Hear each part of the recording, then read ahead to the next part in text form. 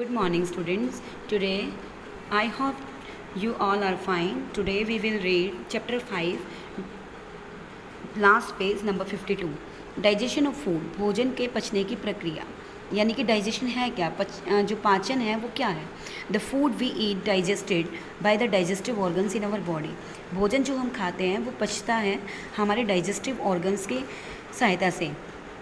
The nutrients in our food are broken into simpler substances. इसके अंदर जो हमारे पोषक तत्व होते हैं वो टूट जाते हैं छोटे छोटे तत्वों टुकड़ों में और ऑब्जर्व हो जाते हैं ब्लड के साथ, और उन्हें ब्लड से ऑब्जर्व किया जाता है। This whole process is called digestion.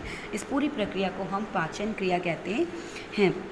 The main digestive organs, जो हमारी मेन डाइजेस्टिव ऑर्गन्स है वो होते हैं mouth, food pipe, stomach, small intestine, large intestine, pancreas, gall bladder and anus. अब आते हैं प्रोसेस ऑफ डाइजेशन, यानी कि हमारा जो भोजन है वो पचता कैसे है। Digestion of food starts in our mouth. सबसे पहले बेटा ये हमारे माउथ से स्टार्ट होता है।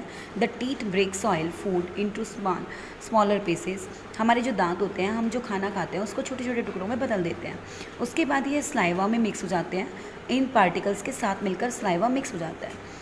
लाइवा होती है बेटा लार, जो हमारे मुंह के अंदर लार होती है वो। The food gets goes through the food pipe and pass to the stomach. उसके बाद जो हमारा भोजन होता है वो हमारी भोजन की नली में चला जाता है और फिर वो पास हो जाता है हमारे स्टमक में। Stomach with the its movement breaks the nutrients it in more simpler form by adding juices and passes this into the intestine. अब ये कहते हैं कि जो हमारे न्यूट्रिएंट्स होते हैं जितने भी, ये छोटे छोटे उसमें हमारे स्टमक के अंदर टूट जाते हैं। उसके बाद इसके साथ कुछ जूस एक्स्ट्रा होता है और फिर ये इंस्टाइन में चले जाते हैं। प्रोटीन्स जो होता है ये एक ऐसा तत्व होता है, पोषक तत्व होता है जो हमारे स्टमक के अंदर ही डाइजेस्ट हो जाता है।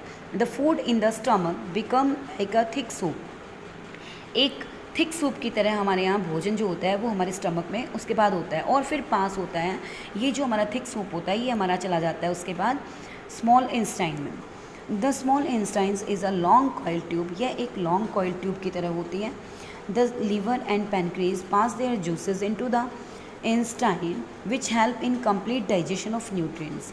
जब हमारी डाइजेशन की प्रक्रिया होती है, जब पूरी हो जाती है इन न्यूट्रिएंट्स के ऊपर, ये न्यूट्रिएंट्स में चेंज हो जाते हैं, उसके बाद ये हमें इंस्टाइन के अंदर इनको कन्वर्ट कर भेज देते हैं, चले जाते हैं। The liver secretes bile that helps to digest fat. इसके बाद जो हमारा लीवर सीक्रेट्स होता है, सीक्रेट्स बाइल्स होती हैं, ये क्या करती हैं, इसमें से फैट्स को ऑब्जर्व करती हैं, यानी कि फैट्स को डाइजेस्ट करती हैं। The simpler form of nutrients is mix with blood.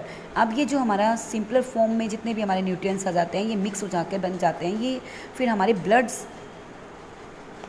के द्वारा मिक्स विद द ब्लड, हमारे ब्लड के अंदर मिक्स हो जाते हैं। The nutrients rich blood in passes through the body parts through the blood vessels. इसके बाद जब ये हमारे ब्लड में मिक्स हो जाते हैं तो अब हमारी खून की जो नसें होती हैं उनके साथ मिक्स होकर ये हमारी बॉडी के पूरे सभी हिस्सों में, यानी कि हर पार्ट में पहुंच जाते हैं। अनडाइजेस्ट फूड जो होता है ये हमारे लार्ज इंस्टाइन में आ जाता है इसके बाद, क्योंकि जो भी हम खाते हैं उसमें से कुछ अनपचा भोजन भी रह जाता है तो वो हमारा कहाँ आएगा, लार्ज इंस्टाइन में।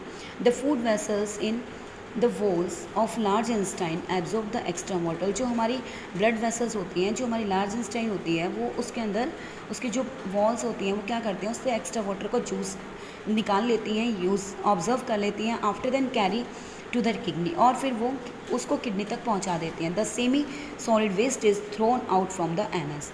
और जो हमारा बचा हुआ जो कुछ हिस्सा ऐसा हो जाता है जो अनडाइजेस्ट फूड का होता है वो एनस के थ्रू बाहर चला जाता है।